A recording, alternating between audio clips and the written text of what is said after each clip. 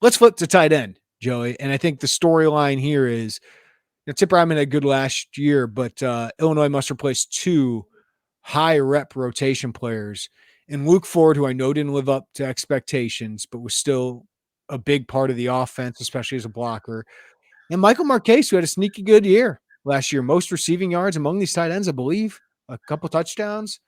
At least he was Second most behind yeah, Tip. he was really Most close to touchdowns, Tip. though. Yeah, Yeah. was really close to Tip, and a couple touchdowns.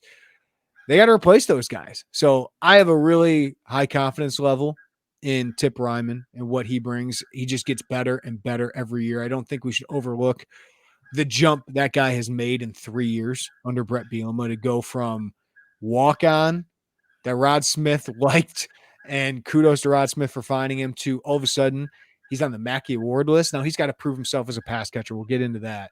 But the leaps he's taken, what he's turned himself into, like this is what we thought Luke Ford would be. Like I don't think we should overlook that Tip Ryman proved himself as a good Big Ten tight end, and I think he's going to take another step this year. But now, can Griffin Moore, can Tanner Arkin, can Henry Boyer give them some depth and give them what they need at a position they use a lot? I've said the stat before, but they use 1.3 tight ends per snap. Like, so they use a lot of double tight ends. They use tight ends. I know maybe not as much in the passing game as people want, but it's an important part of this offense. It is. And the big storyline is who steps in for Luke Ford, who steps in for Michael Marquez. I think Griffin Moore's one. And it's a different element. I'm excited to get to that and talk about that. Yeah. And then for that second spot, and don't think of this positionally, right? Like just right now we're talking just like rotationally. In the last year, the rotation was Tip Ryman, Luke Ford, Michael Marquez. So who is in that rotationally? It's somewhere between Henry Boyer, Tanner Arkin. I think those are probably behind Griffin Moore. I think those are probably the 2 best candidates, right? Oh, absolutely. Henry Boyer's built like Ford. Just incredibly long, strong, physical. Robbie Disher loves him. The mentality there, like when Tip's gone, Henry Boyer's going to be, I think, the number 1 tight end of this group. And Tanner Arkin seems to be taking a step. Like he came from Colorado State. I didn't notice him much in the spring. He was limited late. Yeah, he looks like a physical blocker. I think he's more of the blocking type, and H-back type, I would think. But Griffin Moore is really the X factor. And let's get into this. The big question, will this group be more of a factor in the passing game? I wrote a story on Tip Ryman. He's working on it. That's been the focus of his offseason. He really studied Sam Laporta a lot, and I think he'll get better. I don't know if he'll ever be a great pass-catching tight end, dynamic threat, but I do think he can get better with his hands, adjusting to the ball. I think was his biggest thing was down the field passes, and I think getting him better in the red zone. Like, again, scoring touchdowns. Like, Tommy DeVito didn't go to him a lot. I think the tight ends have to be a factor there. But you've talked with Griffin Moore a lot. This guy, I didn't know, Joey, if he was ever going to make an impact in the program. And you got a new tight ends coach in there, and Griffin Moore just got opportunity and has seemed to make the most of it. Yeah, I mean, I didn't know what his on-the-field impact would be. He has always been a guy since he committed that was going to be send every official visitor who comes to Champaign to Griffin Moore's house. So I didn't know on the field what he was going to do. Great program guy. Yeah. Absolutely. And the bowl game helped him.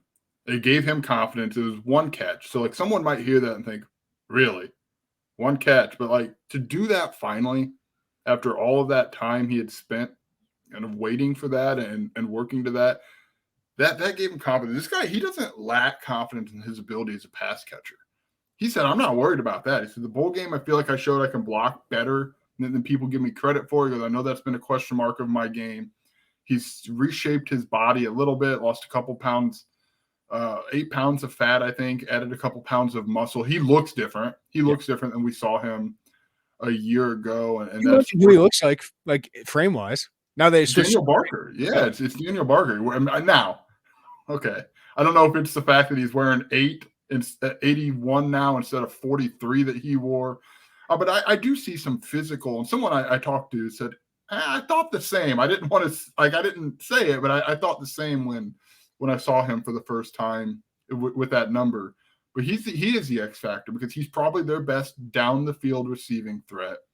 which we think has been lacking at this position for a little bit here now, really since Daniel Barker had a couple of his seasons. So can Griffin Moore come close to, I don't want to say replicating, but can he add that to this wide receiver room? Because I think that's what it's missing. I think what gets overlooked is because every year Illinois fans here, they're going to use the tight end more. Every year. It's just being more effective. And to be honest with you, like the last 2 years have been pretty solid when you put it all together because they play 3 of them. In 2021, they had 7 touchdowns from their tight ends, 38 catches, 389 yards. That's not getting all Big Ten honors, but 7 touchdowns from your tight ends, and they block well. It's pretty good. Last year, 39 receptions for 419 yards. The 39 receptions were the most of the last, I think, 8-9 years. 419 yards is the most since 2019 when they had 423. Tip Ryman's 19 receptions were the most for an Illinois tight end since Lou Dorsey in 2019. I know Daniel Barker had 18 in the COVID shortened year, so that might be a little bit different. Like Daniel Barker was the most talented guy they've had here in recent years as a pass catcher, but they are getting slightly better, and they're so important in the blocking game. They're so important as Henry Boyer told me, like, we are the last line. Like, we are the dump off option. Like, we have to take advantage of those opportunities. So I don't think they're terrible at tight end, but you would like, for me especially, in that red zone. Like, they got enough receivers, enough running backs. They got playmakers. You just need to reliably catch the ball when it's thrown to you, and that didn't happen enough last year down the field. But also, you got to score in the red zone. Like, and tight ends are a big part of that. Yeah, they are, and it's one of the bigger stories offensively is red zone offense and improving that. And I think those guys and having some big running backs healthy and available will go a long way in improving that if they're able to improve it. But yeah, just more passing game, Jeremy. Like that's what I keep coming back to. That's what it is for me. We know they can block, and we know they're important in that. Like, I don't want to look over the fact of how important they are in that role within what they want to do offensively, but like stats are stats, right? And improving in that passing game is a big deal. And look, I mean, he'll tell you this. Tip Ryman left some to be desired out there down this. He'll tell you that. I don't think he would hide behind that. He spent the whole offseason trying to fix it. He didn't have a catch beyond 10 yards. Him and DeVito were 0 for 7 on those, right? And he had 2 of them that were drops, and some of them that just he wasn't able to adjust. And I think that comes with reps. I do. Again, I don't think he's not the most dynamic athlete, so I don't know if he'll ever be great at it. But if Griffin Moore can help you there and Tip Ryman gets a little bit better, like last year, there are 419 receiving yards. You broke this down, Joey, in your position primer. 39 catches, was 10th in the Big Ten among Big Ten tight ends. And there was a group that was, the bottom half was all basically the same. So 7 through 14 wasn't much different. 419 yards was 9th, and targets was 12th with 55.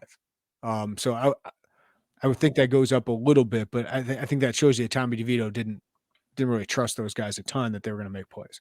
No, and some of it is like the way the expectations were for, like when Brett Bielema got hired and when Barry Lunny got hired, the expectation was tight ends to the moon, right? Because they've had success there and they've developed players there.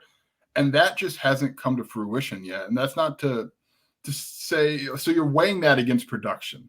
Yeah. Right. Like that's not to say these tight ends haven't been passably good, haven't been okay.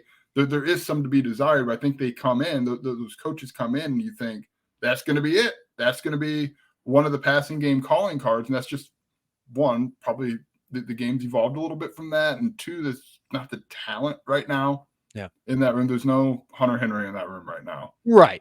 Yeah. I was about to say that there's not a Hunter Henry. Like that can't be the expectations. Probably not a Lance Kendricks. Is there a Jeremy Sprinkle? Yeah, I think so. Like the guy they had at Arkansas after Henry. They've had some Travis Beckham. I don't know if they have a guy like that, but they just don't have as explosive of a guy like that I see along with the size. But I do think Tip Ryman's going to have a chance at the NFL. NFL scouts are paying attention to him, and Henry Boyer is a really interesting long-term prospect. So